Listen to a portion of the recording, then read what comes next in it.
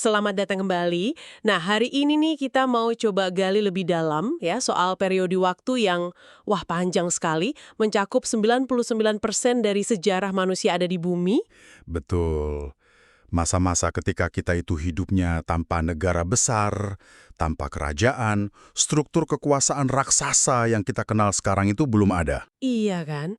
Kita akan fokus ke materi yang Anda kasih, khususnya bab 2 dari kutipan buku Goliath's Curse. Ini menarik karena melihat keruntuhan justru dari sejarah yang super panjang ini. Tepat. Anda pernah kepikiran nggak sih gimana sebenarnya kehidupan nenek moyang kita ratusan ribu tahun lalu itu? Sering dengar kan katanya hidupnya kejam, brutal, singkat. Bener nggak sih gitu? Nah, itu dia pertanyaannya. Oke deh, mari kita coba bedah bareng-bareng ya. Kita mau lihat bukti dari sumber ini, gimana sih sifat dasar kita, cara kita hidup berkelompok dulu, dan kok bisa dinamika kuno ini jadi kunci buat ngerti keruntuhan nanti. Mungkin malah ngerti diri kita sendiri juga. Iya, tepat sekali. Sumber kita ini kan bab 2 dari buku Goliath's Curse. Bukunya sendiri memang luas ya, analisisnya soal sejarah keruntuhan peradaban, beban struktur kekuasaan besar itu. Tapi bab ini spesifik banget bahwa kita jauh ke belakang, ke zaman Paleolitikum, zaman es yang panjang itu, sebelum ada pertanian. Mau lihat gimana sih masyarakat manusia berfungsi sebelum ada negara? Kenapa ini penting? Mulainya dari sana. Nah, menurut argumen di sumber ini, ya karena periode formatif yang luar biasa panjang inilah yang banyak membentuk aspek fundamental kita, perilaku sosial, bahkan mungkin psikologi kita. Jadi ini kayak fondasinya gitu, sebelum ada kutukan struktur raksasa itu. Oke. Menarik banget mulainya dari situ. Soalnya, ya itu tadi, kita seringnya dengar gambaran yang mungkin dari filsuf lama ya, walau sumbernya nggak nyebut nama, kalau keadaan alamiah manusia itu liar, penuh kekerasan, semua lawan semua. Kacau gitu ya. Tanpa penguasa, hidup pasti berantakan. Iya kan? Katanya gitu. Nah, disinilah sumber yang Anda berikan ini langsung nantang asumsi itu. Yang menarik ya, bukti-bukti dari banyak bidang nih, arkeologi, studi etnografi, pemburu pengumpul modern, terus biologi evolusioner, semua nunjukin gambaran yang beda banget. Oh, jadi bukan sekedar spekulasi ya? Bukan. Sumber ini nekankan pentingnya lihat data konkret ini, jangan cuma pegang mitos atau spekulasi filosofis lama. Kehidupan Paleolitikum itu, ya ternyata ada keteraturan dan strateginya sendiri, bukan cuma kekacauan. Dan sumbernya ngasih fakta yang lumayan bikin kaget loh pas saya baca.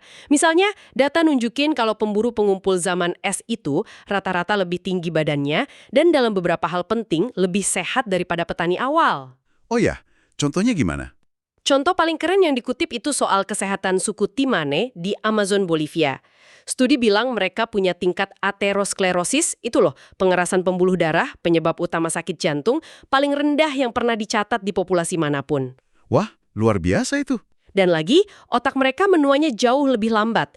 Penyusutan volumenya itu sekitar 70% lebih sedikit dibanding orang seumuran di Eropa atau Amerika. Fakta kayak gini kan, menantang banget asumsi kita soal kemajuan linier. Bahwa hidup modern itu otomatis selalu lebih baik, lebih sehat dalam segala hal. Iya juga ya. Sumber ini argumennya, gaya hidup kuno ini yang berlangsung lama banget itu, dalam beberapa hal penting, justru mungkin lebih pas sama biologi evolusioner kita. Bukan berarti hidup mereka gampang ya, masa kecil tetap bahaya. Tapi kalau lolos, mereka cenderung hidupnya relatif panjang, sehat, dan yang penting nih, sangat sosial. Sangat sosial, maksudnya gimana tuh? Mereka nggak hidup sendiri-sendiri dalam keluarga inti gitu. Bukti nunjukin mereka hidup dalam kelompok-kelompok yang fleksibel, cair, dan sering pindah tempat, mobile. Jadi bukan kayak desa kecil yang pindah-pindah gitu aja? Lebih dari itu malah. Sumbernya jelasin, kelompok-kelompok ini tuh nggak berdiri sendiri. Mereka nyambung dalam jaringan yang luas banget. Penulisnya nyebut semacam peradaban cair. Peradaban cair? Istilah baru nih. Iya, maksudnya bukan kota atau kerajaan menetap ya, tapi jaringan sosial dan budaya yang luas dan fleksibel. Nyambungin banyak kelompok pemburu pengumpul. Bayangin aja kayak jaring pengaman raksasa yang nggak kelihatan. Fungsinya buat apa jaringannya? Macem-macem. Lewat jaringan ini mereka bisa bagi info penting soal sumber daya, bahaya. Terus tukar pasangan juga buat jaga keragaman genetik, perkuat ikatan antar kelompok. sebarin inovasi teknologi kayak alat batu baru, mungkin juga saling bantu pas masa sulit, meskipun mereka terus gerak. Jadi udah ada kerjasama skala besar ya, walau nggak ada pemimpin pusat gitu. Nah, itu dia poinnya. Kapasitas awal kita buat kerjasama skala besar tuh udah ada, tanpa perlu otoritas terpusat. Oke, ini nih pertanyaan kuncinya. Kalau nggak ada raja, nggak ada polisi, gimana mereka jaga ketertiban? Gimana caranya biar nggak ada konflik atau orang kuat yang mendominasi gitu? Sumber ada jawab ini nggak? Ya, dan ini salah satu argumen utama di bab 2 ini. Jawabannya, kata sumber ini, ada pada apa yang disebut strategi anti-dominasi yang kuat banget. Strategi anti-dominasi, apa itu? Semacam keengganan mendalam yang udah tertanam di diri manusia buat tunduk pada kontrol atau dominasi seenaknya oleh orang lain di kelompoknya. Keinginan buat otonomi pribadi ini, nah ini yang jadi penyeimbang alami buat kecenderungan sebagian orang lain yang mungkin nyari status atau kuasa lewat agresi atau intimidasi. Oh, jadi kayak tarik-menarik psikologis di dalam kelompok gitu ya, bukan karena mereka baik hati semua? Tepat sekali. Sumbernya nekankan, ini bukan soal kebaikan hati bawaan. Egalitarianisme di masa Paleolitikum ini dilihat sebagai strategi yang paling adaptif dan efektif. Strategi bertahan hidup ya? Betul. Di lingkungan yang seringkali keras, nggak pasti, kerjasama timbal balik dan bagi-bagi sumber daya itu jauh lebih untung buat kelangsungan hidup kelompok. Daripada biarin satu atau dua orang mendominasi dan numpuk sendiri. Masuk akal. Kelompok yang egaliter cenderung lebih solid, lebih bisa hadapi tantangan bareng-bareng. Mekanisme anti-dominasi ini bisa macam-macam bentuknya, mulai dari gosip, ngejek, ngucilin, sampai yang ekstrim, ngusir atau bahkan bunuh calon tiran itu. Ini mekanisme sosial aktif buat jaga kesetaraan. Wah, serius juga ya mekanismenya. Sumbernya juga nyebut soal egalitarianisme gender. Itu gimana perannya? Iya, temuan dari studi kelompok pemburu pengumpul nunjukin kalau pria dan wanita punya pilihan yang setara soal mau tinggal di mana setelah nikah. Atau bikin ikatan, mau dekat keluarga pihak pria atau wanita. Nah, hasilnya kelompoknya jadi lebih beragam komposisinya. Maksudnya gimana? Anggota kelompoknya nggak melulu kerabat dekat dari satu garis keturunan aja. Ini bikin struktur sosialnya lebih fleksibel, jaringan kekerabatannya lebih luas, dan memperkuat mobilitas kelompok itu. Lagi-lagi ini dilihat sebagai bagian dari strategi adaptif yang lebih besar. Ada bukti fisik atau genetik nggak sih yang nukung gambaran masyarakat egaliter dan nyambung ini? Sumbernya ngutip beberapa bukti kuat kok.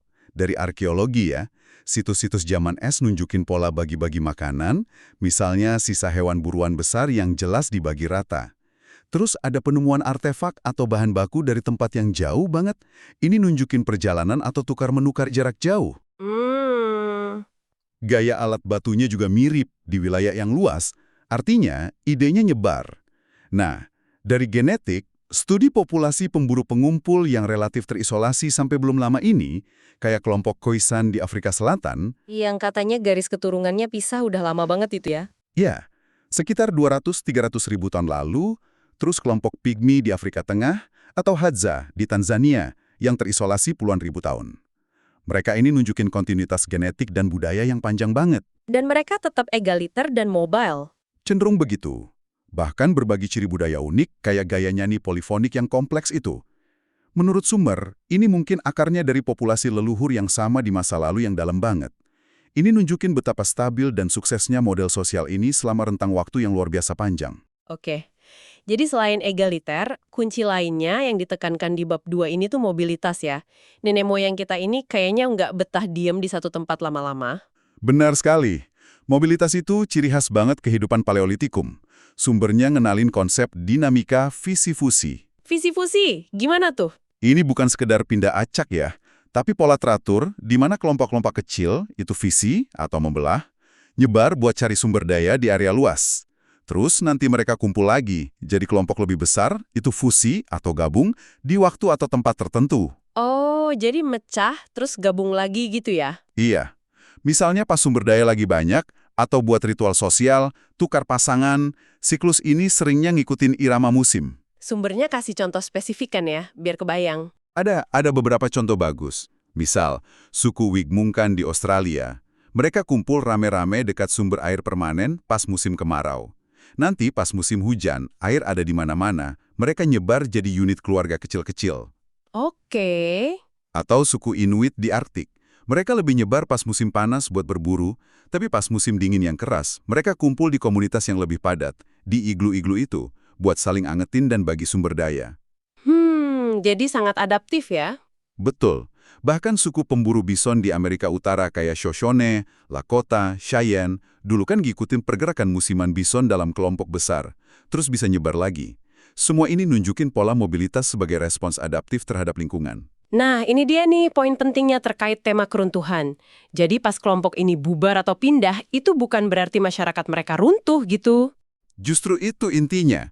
Menurut argumen sumber ini, dalam konteks 99% sejarah manusia ini, mobilitas dan pola vivi-fusi ini bukanlah tanda keruntuhan atau kegagalan sosial. Malah sebaliknya ya. Sebaliknya, itu strategi adaptasi yang cerdas banget, fleksibel buat hadapi perubahan kondisi lingkungan air ada di mana, hewan buruan gerak kemana, iklim ganti musiman atau jangka panjang. Selain itu, Mobilitas juga cara efektif buat hindari bahaya misal predator atau bencana alam. Terus buat ngeredain ketegangan atau konflik internal di kelompok. Atau ya simpelnya, ninggalin area yang sumber dayanya udah tipis atau kondisinya nggak enak lagi. Fleksibilitas buat pergi, itu kunci sukses mereka. wah, ini jadi bikin mikir ya. Kalau sifat dasar kita itu cenderung mobile dan pergi aja gitu kalau kondisi nggak pas, gimana caranya akhirnya kerajaan besar dan negara-negara itu bisa ngurung populasi? Nah, itu dia. Bikin orang netap nurut sama otoritas pusat, padahal mungkin kondisinya susah.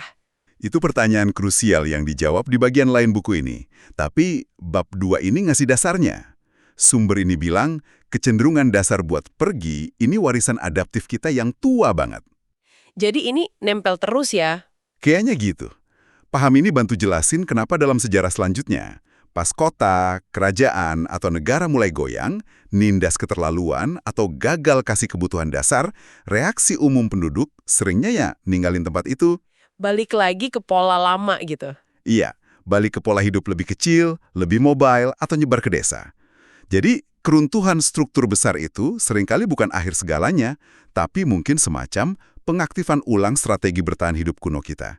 Balik ke skala yang lebih gampang diatur, lebih sesuai sama sejarah panjang kita. Ninggalin struktur yang gagal itu bukan hal aneh, tapi bagian dari kemampuan adaptif spesies kita. Kemampuan gerak dan nyambung ini jadi kontras banget ya kalau kita lihat nasib sepupu evolusi kita Neanderthal. Sumber ini bahas juga kan, apa yang terjadi sama mereka? Sumber ini ngerangkum konsensus ilmiah terbaru soal kepunahan Neanderthal. Penyebab utamanya kemungkinan besar itu demografis. Bukan karena mereka kurang pintar atau dibantai sama manusia modern, Homo sapiens. Oh, bukan dibantai ya? Buktinya ndak kuat ke arah sana. Bukti malah nunjukin Neanderthal hidup dalam kelompok-kelompok yang jauh lebih kecil, lebih terisolasi, lebih pecah-pecah dibanding Homo sapiens sezaman. Akibatnya apa tuh kalau gitu? Akibatnya, tingkat keragaman genetik mereka rendah banget. Rentan sama perkawinan sedara, sama perubahan populasi. Ada contoh dramatis tuh. Temuan 13 kerangka Neanderthal yang ternyata kerabat dekat di Gua Siberia. Analisis genetiknya nunjukin tingkat keragamannya serendah gorila gunung yang sekarang terancam punah. Jadi, kelemahan utama mereka bukan otak, tapi karena terisolasi, gitu. Tepat. Neanderthal mungkin sama pinternya secara individu, tapi Homo sapiens Paleolitikum kayaknya punya keunggulan kunci di tingkat kolektif. Jaringan sosial dan budaya yang luas tadi, peradaban cair, itu berfungsi kayak jaring pengaman sosial, genetik, dan informasi yang penting banget pas masa sulit. Misalnya pas ada perubahan iklim atau penyakit gitu. Iya, Neanderthal dengan kelompok kecil mereka yang mencar-mencar nggak punya jaring pengaman seluas itu. Pas kena tekanan tambahan, kayak iklim ekstrim, atau mungkin penyakit baru dari Homo sapiens Afrika, populasi mereka yang udah rapuh itu nggak bisa pulih. Jadi nggak ada bukti pembantaian massal. Mereka kemungkinan besar memudar gitu aja karena kerapuhan populasi akibat isolasi kronis. Tapi model egaliter dan mobile ini apa berlaku mutlak gitu selama 99% sejarah kita? Nggak ada pengecualian sama sekali. Sumbernya nyatet, meskipun model ini dominan banget, ada beberapa pengecualian menarik yang nunjukin benih-benih hierarki itu bisa muncul loh, bahkan di masyarakat non-pertanian. Oh ya? Contohnya? Contoh yang dibahas itu suku Calusa di Florida Selatan. Dari arkeologi dan etnografi, mereka diketahui udah bikin masyarakat yang lumayan kompleks dan hierarkis, kayak kerajaan kecil gitu. Padahal mereka pemburu pengumpul, atau lebih tepatnya nelayan pengumpul. Hierarkis gimana maksudnya? Mereka punya kepala suku yang turun-temurun, Ada kelas prajurit elit, ada rakyat biasa. Bahkan ada ritual korban manusia pas pemimpinnya meninggal. Mereka bangun gundukan kerang raksasa sama kanal-kanal. Kok bisa ya? Kelompok non-pertanian kayak Calusa bisa jadi hierarkis gitu? Beda sama pola umum yang egaliter. Apa kuncinya? Nah, sumber ini jelasin pakai konsep sumber daya yang bisa dijarah, lootable resources. Atau lebih tepatnya, sumber daya yang terkonsentrasi dan bisa dikontrol. Gimana tuh maksudnya? Lingkungan pantai Florida tempat Calusa tinggal itu kaya banget sumber daya laut yang melimpah dan bisa diprediksi, terutama ikan sama kerang dalam jumlah besar. Sumber daya ini kan beda sama hewan buruan besar yang liar atau umbi-umbian yang nyebar, lokasinya relatif terkonsentrasi. Bisa dipanen massal, mungkin bisa disimpan juga, misal ikan kering atau asap. Terus? Nah, yang paling penting, akses ke lokasi nangkap atau ngumpulinya itu bisa dikontrol sama sekelompok kecil orang atau elit. Kalau sumber daya kunci sifatnya kayak gini, muncul peluang buat sebagian orang monopoli akses, numpuk surplus, terus pakai kekayaan itu buat bangun kekuasaan, bayar prajurit, bikin sistem sosial yang nggak setara. Beda banget ya sama kondisi Paleolitikum umumnya. Beda drastis. Di Paleolitikum umumnya kan sumber daya lebih nyebar, susah dikuasai satu pihak. Jadi kasus Calusa ini penting dong ya? Penting banget, karena ini nunjukin kondisi awal yang memungkinkan hierarki dan ketidaksetaraan muncul bahkan sebelum ada revolusi pertanian. Yaitu? Yaitu adanya sumber daya alam yang terkonsentrasi dan bisa dikontrol. Ini pola yang nantinya jadi jauh lebih umum dan masif pas pertanian biji-bijian menetap muncul. Kan itu pada dasarnya bikin sumber daya yang bisa dijarah skala besar. Panen biji-bijian disimpan di lumbung. Nah, ini jadi salah satu fondasi utama munculnya negara dan struktur kekuasaan hierarkis yang kaku.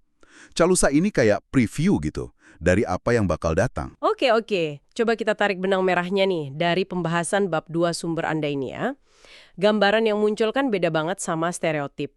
Selama 99% sejarah kita, manusia kayaknya hidup dalam masyarakat yang satu, sangat mobile dan fleksibel. Betul. 2, cenderung kuat jaga egalitarianisme lewat strategi anti-dominasi tadi. Iya. 3, jago banget bangun dan pelihara jaringan sosial dan kerjasama yang luas. Iya. Dan 4, punya pergi atau mobilitas sebagai strategi adaptif utama pas hadapi kesulitan, bukan sebagai tanda keruntuhan. Tepat sekali. Dan memahami keruntuhan dalam konteks purba ini jadi penting kan? Seringkali itu lebih kayak pergeseran skala, bubar sementara, atau mobilitas adaptif. Pola kumpul menyebar yang strategis itu bukan bencana total kayak yang mungkin kita bayangin pas dengar kata runtuh buat negara modern. Jadi ini membentuk kita ya. Sejarah panjang ini, argumen intinya udah nanemin dalam diri kita semacam sifat dasar. Termasuk tarik ulur yang terus-menerus antara dorongan sebagian orang cari status lewat dominasi dan keengganan kuat dari mayoritas buat didominasi. Dinamika ini nggak hilang loh. Masih ada sampai sekarang. Masih terus main dalam masyarakat kita sampai hari ini. Walau kita hidup di struktur yang beda banget. Ini fondasi psikologis dan sosial yang udah ada jauh sebelum beban kompleksitas dan kerapuan dari struktur kekuasaan raksasa si kutukan Goliat itu muncul dan mendominasi sejarah kita yang lebih baru ini. Wah, dalam juga ya. Ini jadi ninggalin kita sama satu pemikiran penutup nih, yang lumayan provokatif buat Anda renungkan. Berdasarkan yang baru aja kita diskusikan. Silahkan. Mengingat sejarah kita yang panjang banget itu, ratusan ribu tahun, 99% waktu kita di planet ini sebagai makhluk yang cenderung egaliter, mobile, hidup dalam jaringan fleksibel. Apakah struktur hierarkis raksasa, menetap, terpusat, yang kita tinggali sekarang ini benar-benar sesuatu yang alami buat spesies Homo sapiens? Pertanyaan bagus. Atau jangan-jangan, ini sebenarnya cuma eksperimen sosial yang relatif baru banget dalam skala waktu evolusi kita. Semacam penyimpangan dari norma sejarah kita yang jauh lebih panjang. Dan mungkin karena itu, secara inheren, bawa kerapuhannya sendiri. Coba deh Anda pikirkan.